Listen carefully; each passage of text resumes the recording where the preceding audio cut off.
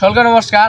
আপনারা দেখতে পাচ্ছেন যে আমাদের চাউলিয়া গীতা বৈদিক বিদ্যাপীঠ প্রতি শুক্রবারে যে ক্লাস নেওয়া হয়, সচল রাখা হয়।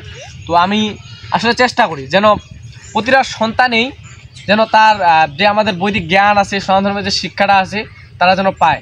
কারণ আমরা দেখতেছি ইদানিং যে আসলে যে গীতার যে শ্লোক আছে সেগুলো শুধু আমরা মুখস্থ করাচ্ছি, সেটা করালেই হবে না। আমাদের মুখস্থর পাশাপাশি তাদেরকে অবশ্যই জ্ঞানটা দিতে হবে যে একজন গুরুজন ব্যক্তিকে কিভাবে সে তার সম্মান করবে এবং তার টিচারকে বা শিক্ষককে কীভাবে সে সম্মান দিবে, গুরুজনদেরকে কীভাবে সম্মান দিবে, সেগুলো বৈদিক বিদ্যাপীঠ থেকে তারা জ্ঞান অর্জন করবে। কারণ গীতা পড়লে আসলে অনেক শান্তি পাওয়া যায়।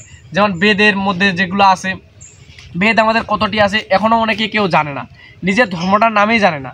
তো অনেকের বাচ্চা আছে এখনও নিজের ধর্ম কী সেটা জানে না। তাদেরকে প্রশ্ন করলে বলা হয় যে তোমার ধর্মের নাম কি, বলে যে হিন্দু ধর্ম। আসলে কি আমাদের ধর্মের নাম হিন্দু ধর্ম? আসলে না, আমাদের ধর্মের নাম হচ্ছে সনাতন ধর্ম। অনেকেই বলতে পারে না, এইটুকুই।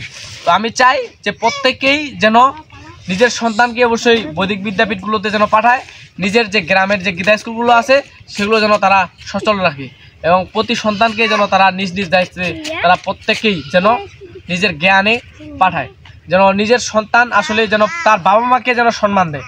তার বাবা মাকে কেমনে সম্মান দিবে, কিভাবে সম্মান দিয়ে, সেগুলো কিন্তু গীতা স্কুল থেকে শেখানো হয়। ঠিক আছে? তো আমি সর্বোপরি এটাই বলতে চাই যে আপনার সন্তানকে অবশ্যই ভবিষ্যৎ উজ্জ্বলের জন্য তারা যে বড় ভার্সিটি লেভেলে যাবে বা ইউনিভার্সিটিতে যাবে, কলেজে যাবে, তাদের অবশ্যই ধর্মীয় জ্ঞানটা থাকা উচিত।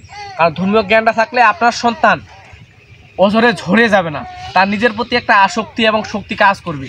সে অবশ্যই চাইবে যে ঈশ্বরের যে বাণীগুলো আছে তা সে পড়বে, সে জানবে যে একজন ব্যক্তি যে ডিপ্রেশনে গেলে সে কী করবে না করবে সেগুলো আমাদের ধর্মের মধ্যে সবগুলো দেওয়া আছে।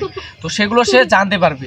তো আমি চাই আপনার সন্তানকে গীতা স্কুলে পাঠান এবং বৈদিক জ্ঞানটা সেই ছোট থেকে দেন, তাহলে তার জ্ঞান, ধর্ম প্রশাসন এবং সে পড়াশোনার দিক দিয়ে অনেক আরও এগিয়ে যাবে, ভবিষ্যৎ উজ্জ্বল হবে।